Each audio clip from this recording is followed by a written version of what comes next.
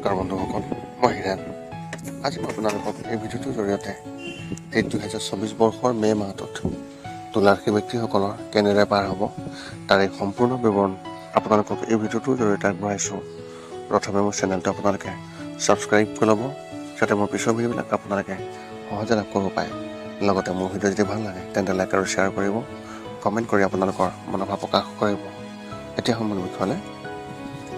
তুলাৰাশি ব্যক্তিসকলৰ এই মে' মাহটোত এওঁলোকৰ পাৰিবাৰিক জীৱনৰ ক্ষেত্ৰত এই মাহটোৰ আৰম্ভণিতে আপোনাৰ পৰিয়ালৰ সদস্যসকলৰ মাজত কিবা এটা বিষয়ৰ বিশেষ পাৰ্থক্য দেখা দিব পাৰে, যাৰ ফলত আপোনালোকৰ সম্পৰ্কত যথেষ্ট পৰিমাণৰ তিক্ততা হোৱাৰ সম্ভাৱনা আছে। এনে পৰিস্থিতিত জ্যেষ্ঠসকলৰ হস্তক্ষেপেৰে ইয়াৰ সমাধান কৰা হ'ব আৰু এই সময়ত আপুনি যথেষ্ট পৰিমাণে ধৈৰ্য ধৰিব লাগিব আৰু আপোনাৰ পৰিয়ালৰ প্ৰতি সকলো দায়িত্ব পালন কৰিব লাগিব। মাহটোৰ শেষলৈ আপোনাৰ পৰিয়ালটোত কিছু নতুন সুখ থাকিব পাৰে, যেনে নতুন চাকৰি পোৱা বা ভাল নম্বৰৰ সৈতে পৰীক্ষাত উত্তীৰ্ণ হোৱা এনেধৰণৰ। আপোনাৰ ঘৰৰ বাহিৰত এটা নতুন নিৰ্মাণ কাৰ্য চলিব পাৰে। ব্যৱসায় আৰু চাকৰিৰ ক্ষেত্ৰত এনেধৰণৰ এই মাহটোৱে ব্যৱসায়ীসকলৰ বাবে নতুন সুযোগ কঢ়িয়াই আনিব আৰু আপুনি বহুতো গুৰুত্বপূৰ্ণ ব্যক্তিৰ লগত লগ কৰিব পাৰিব। যোৱা কেইমাহমানত যিকোনো ক্ষতি যি হৈ আছিল, এই মাহত সেই সকলোবোৰ আপোনাৰ ক্ষতিপূৰণ হ'ব। লগতে আপোনাৰ বন্ধুবৰ্গৰ সৈতে সম্পৰ্ক অধিক শক্তিশালী হ'ব আৰু আপুনি ভৱিষ্যতৰ বাবে তেওঁলোকৰ পৰা সঠিক পৰামৰ্শ পাব। তেওঁলোকৰ পৰামৰ্শ অনুযায়ী আপোনাৰ ব্যৱসায় বৃদ্ধি হ'ব পাৰে। চৰকাৰী কাম কৰা ব্যক্তিসকলৰ ক্ষেত্ৰত এই মাহটো পাৰস্পৰিক ভাতৃত্ববোধৰ হ'ব যথেষ্ট আৰু নতুন অভিজ্ঞতা বিচাৰি পোৱা যাব। এই নতুন অভিজ্ঞতাবোৰ ভৱিষ্যতে বহুত লাভজনক বুলি প্ৰমাণিত হ'ব।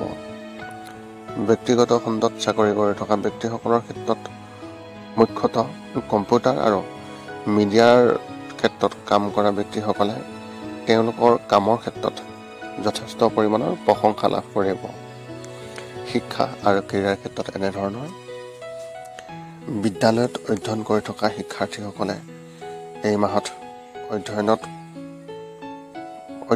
কম আৰু ক্ৰীড়াৰ ক্ষেত্ৰত অধিক অনুভৱ কৰিব, যাৰ বাবে তেওঁলোকে কম নম্বৰ পোৱাৰ সম্ভাৱনা আছে। তাৰ ফলত তেওঁলোকে পৰীক্ষাত কম নম্বৰ পোৱাৰ সম্ভাৱনা আছে। সেই হেতুকে দুয়োটাৰ মাজত ভাৰসাম্য ৰখাই চলিবলৈ চেষ্টা কৰাটো অত্যন্ত প্ৰয়োজন, অন্যথা পৰিস্থিতি অধিক অৱনতি হ'ব। উচ্চ শিক্ষা লাভ কৰা ব্যক্তিসকলৰ ক্ষেত্ৰত তেওঁলোকৰ আগ্ৰহ তেওঁলোকৰ বিষয়ত অধিক বৃদ্ধি পাব আৰু তেওঁলোকে নতুন বস্তু শিকিবলৈ আকৰ্ষিত হ'ব। প্ৰতিযোগিতামূলক পৰীক্ষাৰ বাবে প্ৰস্তুতি চলাই থকা শিক্ষাৰ্থীসকলৰ ক্ষেত্ৰত অধ্যয়নৰ পৰা মোহ ভংগ হ'ব পাৰে আৰু তেওঁলোকে নিজৰ ব্যৱসায় কাম আৰম্ভ কৰাৰ কথা ভাবিব পাৰে। এনে পৰিস্থিতিত যিকোনো গুৰুত্বপূৰ্ণ সিদ্ধান্ত লোৱাৰ আগতে আপোনাৰ জ্যেষ্ঠসকলৰ সৈতে আপুনি আলোচনা কৰক আৰু তেওঁলোকৰ পৰা মতামত লওক। প্ৰেমৰ ক্ষেত্ৰত এনেধৰণৰ এই মাহটো আপোনাৰ প্ৰেম জীৱনৰ বাবে ইমান ভাল নহয়।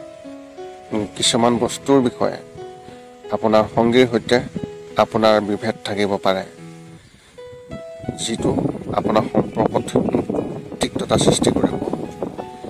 এনে সময়ত আপোনাৰ ধৈৰ্য ধৰাৰ অত্যন্ত প্ৰয়োজন আৰু ইজনে সিজনক বুজিবলৈ চেষ্টা কৰক, যাতে সমস্যাটো বেছি বৃদ্ধি নহয়।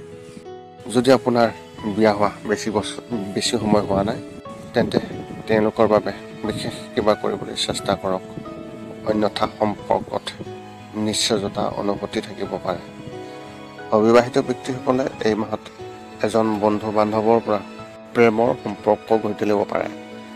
বিবাহৰ বাবে অপেক্ষা কৰি থকা ব্যক্তিসকলৰ ক্ষেত্ৰত এই মাহটো খুবেই ভাল আৰু এওঁলোকে সম্পৰ্ক বিচাৰি পোৱাৰ সম্ভাৱনা আছে আৰু এটা কাৰণত সেই সম্পৰ্ক যদি ফেইল হৈ যায় তেন্তে আপুনি আৰু যথেষ্ট সময় অপেক্ষা কৰিব লাগিব। স্বাস্থ্যৰ ক্ষেত্ৰত এনেধৰণৰ যদি কোনো গুৰুতৰ ৰোগ হোৱা নাই আৰু এই সময়ত তেনেকুৱা বিশেষ গুৰুতৰ ৰোগ নহয়, কিন্তু শাৰীৰিকভাৱে আপুনি দুৰ্বলতা অনুভৱ কৰিব। আপোনাৰ মনটো যিকোনো কামত কম পৰিমাণে ব্যস্ততা থাকিব আৰু অলসতাৰ অনুভূতি থাকিব। আপুনি কাম পৰিহাৰ কৰিবলৈ চেষ্টা কৰিব পাৰে। এনে পৰিস্থিতিত যদি আপুনি ৰাতিপুৱা সোনকালে উঠি যোগাভ্যাস কৰাৰ অভ্যাস কৰে তেন্তে আপুনি উন্নত ফলাফল পাব। মানসিকভাৱে কোনো সমস্যা নহ'ব, কিন্তু কিছুমান বস্তুৰ বিষয়ে অত্যাধিক চিন্তাৰ চাপ থাকিব পাৰে।